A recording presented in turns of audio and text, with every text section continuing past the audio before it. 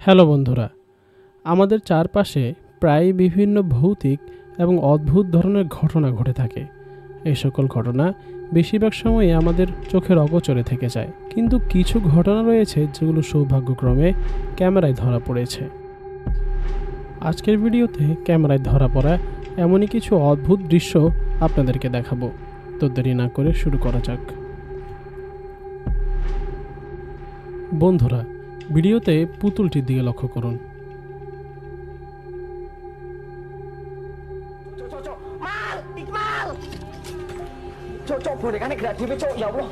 এই লোকটি তার রুমে ভিডিও করছিল। হঠাৎ সে পুতুলটিকে অদ্ভুতভাবে পড়ে যেতে দেখে এবং সে ভয় পেয়ে যায়।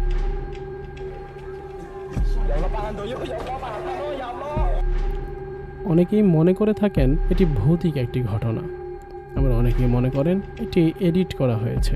আসলে বাস্তবে এখানে কি হয়েছে সেটা বলা মুশকিল, তবে এই ব্যক্তিটি কিন্তু ভালোই ভয় পেয়েছে। সিসিটিভি ফুটেজে একটি গাড়িকে ডান থেকে বামে যেতে দেখা যাচ্ছে, আর পিছনে হঠাৎই এক অদৃশ্য থেকে লোক বেরিয়ে এলো।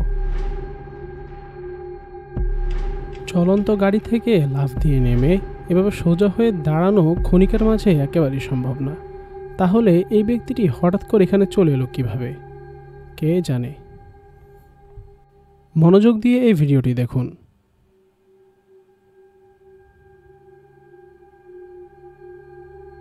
মনে হলো কোনো অদৃশ্য গাড়ি এই ব্যক্তিকে ধাক্কা দিল, আর এই ব্যক্তি ছিটকে কয়েক ফিট দূরে গিয়ে পড়ল। পাশে পথচারী এই মহিলাটি এই দৃশ্য দেখে একেবারে অবাক হয়ে যায়। পৃথিবীতে এমন কিছু মানুষ আছেন যারা বিশ্বাস করেন মানবজাতির কাছে অদৃশ্য হওয়ার প্রযুক্তি রয়েছে, আর তারা এই ভিডিওটিকে সত্য বলে বিশ্বাস করেন।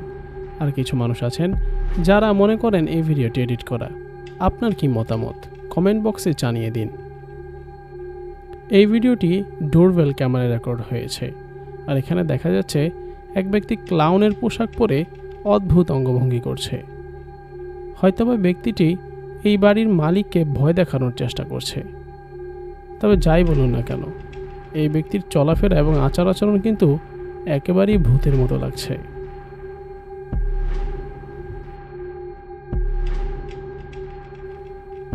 বন্ধুরা, বাচ্চাদের এই ছবিটি লক্ষ্য করুন। কি দেখতে পাচ্ছেন?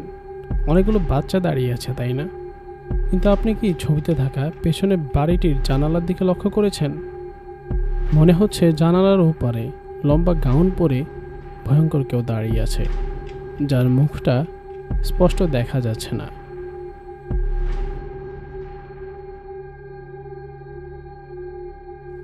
পরবর্তী ভিডিওটিও একটি ডোরবেল ক্যামেরা রেকর্ড হয়েছে।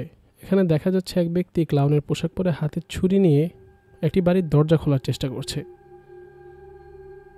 হয়তোবা এই ব্যক্তিটি বাড়িতে চুরি করতে এসেছে, কিন্তু সে সামনের দরজা দিয়ে ঢুকতে না পেরে এবার পিছনে যাচ্ছে।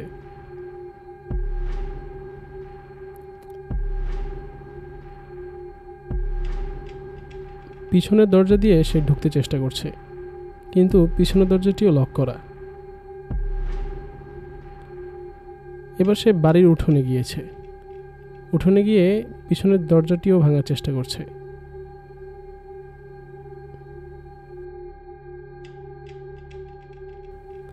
কিন্তু সে একেবারে ব্যর্থ হয়ে এবার ফিরে যাচ্ছে। শেষ চেষ্টা করছে সে।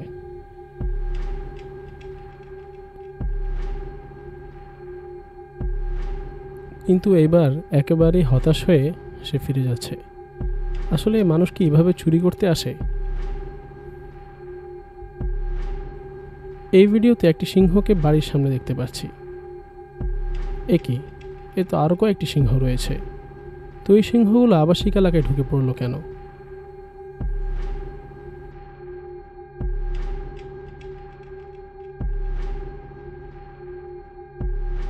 এই এলাকার মানুষের ভাগ্য ভালো যে তারা সবাই বাড়ির ভেতরে। একবার চিন্তা করুন, তারা যদি বাড়ির বাহিরে হতো তাহলে সিংহগুলো হয়তো তাদেরকে খুবলে খেয়ে ফেলত। এই ভিডিওটি বেশ ভয়ঙ্কর। এখানে দেখতে পাচ্ছি সামনে একটি বাড়িতে আগুন ধরে গিয়েছে, আর হঠাৎই একটি স্ফুলিঙ্গ উড়ে এসে এই বাড়ির সামনে পড়ে, আর সাথে সাথেই এই বাড়ির ঘাসে আগুন ধরে যায়।